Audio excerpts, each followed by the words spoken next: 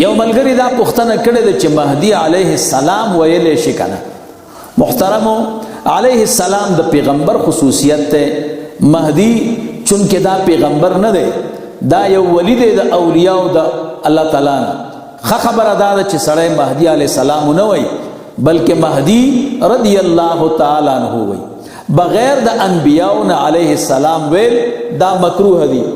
دا شامی ده او 10 نمبر جلد دی او دې کې صفحه ده 513.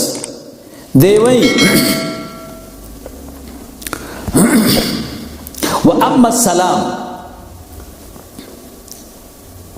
فلا يستعمل في الغائب ولا يفرد به غير الانبياء فلا يقال علي عليه السلام وسواء في هذا الاحياء والاموات.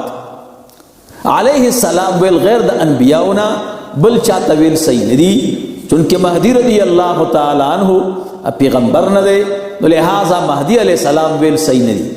دا شامی دا او 513 صفحه دا او جلد نمبر دے 10 ما سره المکتبۃ الحقانیہ دا